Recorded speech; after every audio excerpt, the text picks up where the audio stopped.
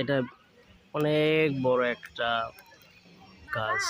কি গাছের নাম জানি না, তবে এটা অনেক পুরানো। এটা বয়স অনেক বেশি। আমার এই ছোটবেলা থেকে আমরা দেখতেছি এটা এখানে আছে। এটা হচ্ছে গিয়ে বিক্রমপুর এতিমখানা নামে পরিচিত। এটা হচ্ছে এটা পুষ্করণী। এটা অনেক বড় পুষ্করণী। এখানে মাছ ছাড়া হয়।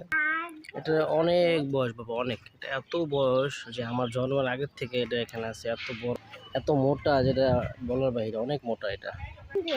এটা হচ্ছে বিক্রমপুর জাদুঘর। আপনার সামনেটা দেখাবো এখন। এ হচ্ছে সামনের পার্ট, বিক্রমপুর জাদুঘর সামনের পার্ট। এটা জাদুঘর যদিও বন্ধ আছে এখন, এটা আবার চালু কবে হবে জানি না। এটা হচ্ছে জমিদার বাড়ি। এটা বিক্রমপুর এতিমখানা নামে পরিচিত। এই জায়গাটা খুবই সুন্দর। অনেকগুলা বাড়ি আছে এখানে, প্রায় 3-4টা বাড়ি এরকম আছে। জমিদার বাড়ি বলা হয় এতিমখানা। আগে এটা জমিদার এখানে বাস করতো। এটা ওনাদের পাকঘর। আসো বাবা, আসো আসো আসো, আমরা চলে যাই, আসো বাবা। এই যে এটা হচ্ছে তাদের কল। এখানে তারা সম্ভবত ধান ভাঙাইতো। এখানে তারা ধান ভাঙায় সম্ভবত, অথবা পানির ওয়াসার যে কোনো কিছু একটা হবে। এরকম 2টা কল আছে, ওই সাইডে একটা, এখানে একটা। এটা কি করতো আমরা জানি না, তবে এটা অনেক সুন্দর। সম্ভবত এখানে তারা থাকতো। ওনারাই থাকতো হয়তো বা।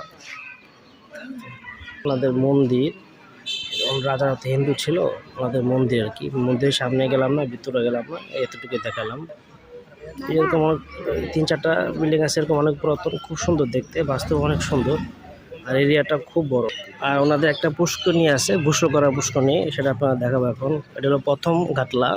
এখানে সম্ভবত রাজারা গোসল করতো। এটা প্রথম ঘাটলা। এটা 4টা ঘাটলা আছে। ওই কোন একটা, ওই বড় একটা, এই বাম পাশে একটা। অনেক সুন্দর জায়গা, অনেক সুন্দর। যদিও পানিগুলো একটু কালো কালো হয়ে গেছে, এই পানিগুলো আবার ঠিক হয়ে যাবে বৃষ্টি হলে। এখানে মূলত আসছি মুড়ি খাইতে। বাচ্চাটা ঘুরবে, একটু মুড়ি খাবে। একটা মুড়ির দোকান আছে, অনেক পুরাতন, অনেক খুব ভালো মুড়ি বানায়। ওনার কাছে আসছি মুড়ি খাইতে। তো ভাবলাম আপনাদের সাথে একটু শেয়ার করি, এখানে ভিডিওটা দেখালাম আর কি।